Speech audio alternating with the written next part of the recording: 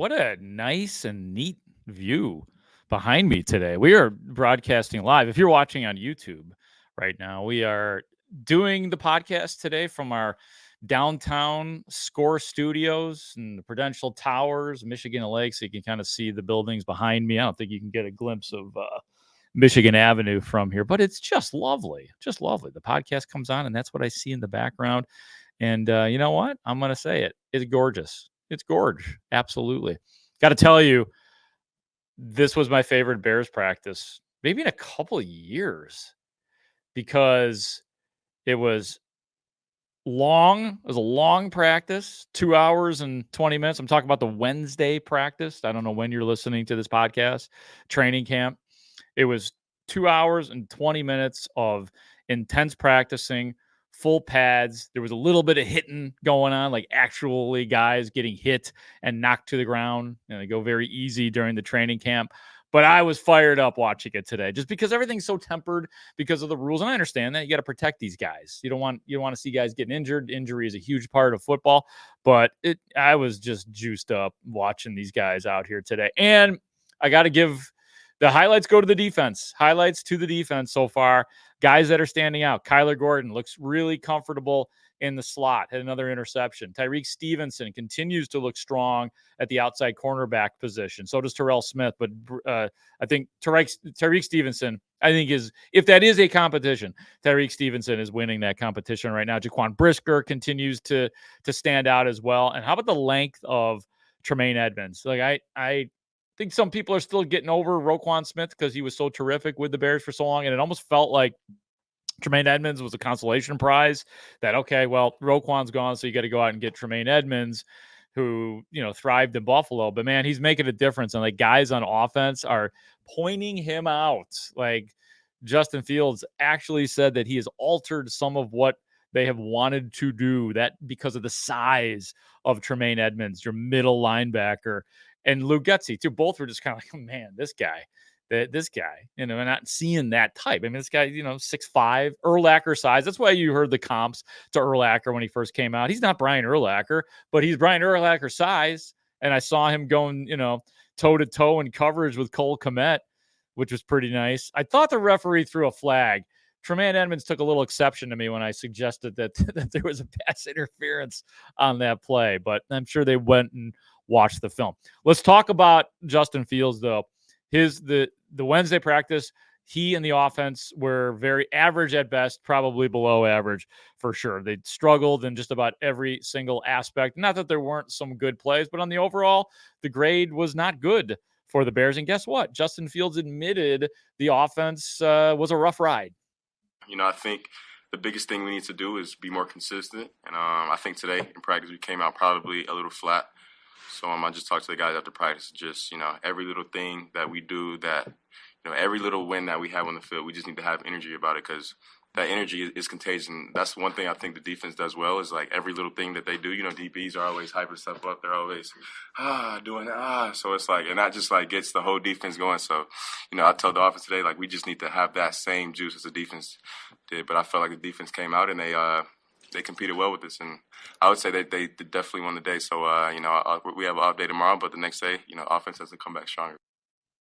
Yep, absolutely. And I thought it was cool that Fields was willing to admit that, and he seemed pretty pumped up during our conversation with him. The defense beat the offense on this day, and he kind of had that attitude of, yeah, you got us, and taught us a few things, and look out next time. I mean, Fields in one 7-on-7 stretch had a couple of back-to-back plays on which the Bears defense intercepted him. One of them was not his fault. Ball went off of Robert Tonyan, who had a rough day, dropped a couple of balls, and then ended up being picked off.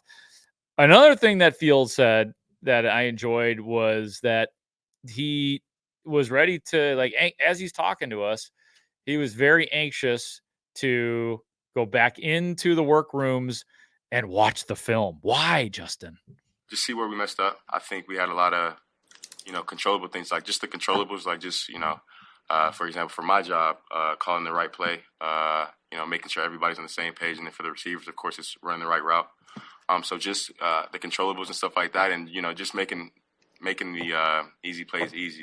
We definitely had, a couple of drops out there. I missed a couple of throws out there. So just, making the easy plays easier, not really making them, as hard as they have to be or harder than they have to be, which is a better way to say that. But, of course, we had a bumpy practice, but 2 minutes we came back and, bounced back and stuff like that. So I was part of the guys for that. And, of course, every practice isn't going to be perfect, but, just seeing it's really good to actually have, days like this just to see, how guys respond to a little bit of adversity. So I think the guys definitely had more juice towards the end of the practice. So I just wanted them to have that the whole time, like start off with that same juice. But just got to learn from our mistakes and, continue to get better.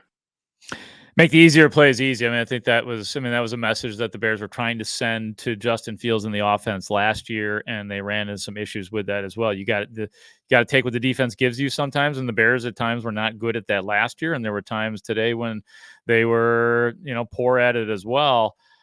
It's interesting too, Justin Fields talking about how he addressed the offense afterwards and said that, hey man, we need more juice. Because part of why the practice was awesome is because the defense was just so fired up, and you could hear that they were practicing on a near field.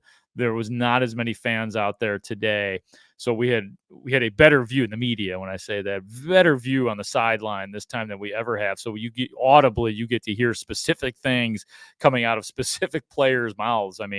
Eddie Jackson is loud. Jaquan Brisker is loud. Chase Claypool is a monster out there in terms of the trash talk. He's hilarious, and he's had a really good camp as well. But the juice factor, that let's get the offense pumped up, some of that it lands on Justin Fields because Justin Fields is a calm guy. Like his demeanor is that's just what he is. He is understated. If you've heard us talking to him at times in the media, he's very quiet, doesn't waste words or any of that stuff. So I think he probably needs to pump it up a little bit more. And I think that Darnell Mooney even said something similar to that they're looking to him for some of that juice. And, Darnell Mooney knows Justin Fields better than any of us probably because they're really tight friends. So he can say stuff like that. But if he's addressing the team and talking about the team needing juice, he may need some of that extra juice as well, even if it goes against sort of his genuine wants and genuine personality as well. One more from Justin Fields, and I keep talking about the defense and how it has been impressive, and it better be better because it was awful last year. But Justin Fields gets a little bit specific on what Bears fans should know about this version of the Chicago Bears defense. Yeah, I think the defense, I think they're doing a way better job this year just hiding their coverages. Bojack, I'm always playing with him. We're always joking back and forth with each other on just like, coverages and stuff like that. So, I think they've done a really good job of that. And then, I really think that's the biggest thing, like showing man tells and playing zone and stuff like that. So they're doing a good job switching it up and really scheming to what our offense is doing right now. So that's what I think, our offense is getting great work doing that. It's almost like a game plan. So Allen and the defense have definitely taken up a step. And, it's not going to do anything but make our offense better and challenge our offense. So, yeah. That's true. You go up against what looks like an improved defense. And by the way, the Bears defense better be better because they were awful last year. So it's essential competency actually that we are hearing and seeing these better things from the Bears defense, starting with that linebacker core and Tremaine Edmonds, as we were talking about a little bit earlier. It's still tough to see who is going to be getting to the quarterback, but just to have some things that are better than they were last year is hugely important as well. The disguising of the coverage. And guess what? Alan Williams, he's going to be graded on a different curve this year. He got a pass last year, like a lot of the coaches got a pass last year, like a lot of the players got passes last year, just because we all accepted that it was a rebuild. It's a different year, and there will be different expectations for Alan Williams in the defense. So it is good to see that we are starting to see that. Last cut I wanted for you, and that is the Bears offensive coordinator, Luke Getsy, was asked about the problems in the 11 on 11 for the Bears offense.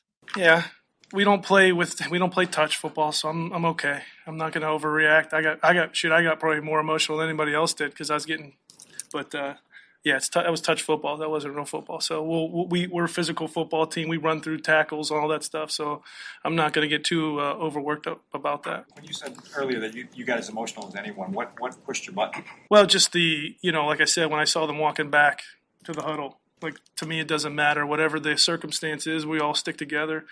We stay together, and we find a way to dig out of whatever it is, and we got to keep fighting. And so we're never going to give up. And so when I felt that, that's when you guys heard that. When you talk about the timing and rhythm with Justin, what's your interpretation of where he is now? Where do you want him to push here through the rest of August so that it's regular season ready? Yeah, I mean, he had a couple today where he could, whether it's getting rid of a hitch or anticipating the angle that somebody's like a decision route and they're making a decision, anticipating that decision. So that relationship part of it, I think, is where we can continue to grow. Not necessarily just him throwing a route, but him throwing a route to a specific guy and the way that guy runs it. We need to sharpen all that up with each other. Yeah, I like that. Know your personnel. Know their strengths. Know where to put the ball. Know what their tendencies are. That is the wide receiver. So Justin Fields still learning those guys to some degree, and Chase Claypool among them. Although Chase Claypool has definitely had an excellent camp. The more I hear that cut though from Luke Getsy, it's really frustrating to think that the Bears are not hustling into out of the huddle and up to the line of scrimmage and all that, because that goes against every single principle that Matt Eberflus, the head coach, believes in. And to have that on your probably most intense day, your longest work day, is not a particularly good sign. And I think it was good that Luke Getsy got into their faces. And yes, he was very audible from the sideline as well. So that's it. That's it for today after the Bears' first real training camp practices. I hope you guys enjoyed it. Hope you have a great day. Hope you enjoyed the view behind us. And I thank Ray Diaz, our executive producer. I'm Mark Grote. Talk to you soon on the Daily Score. Bye.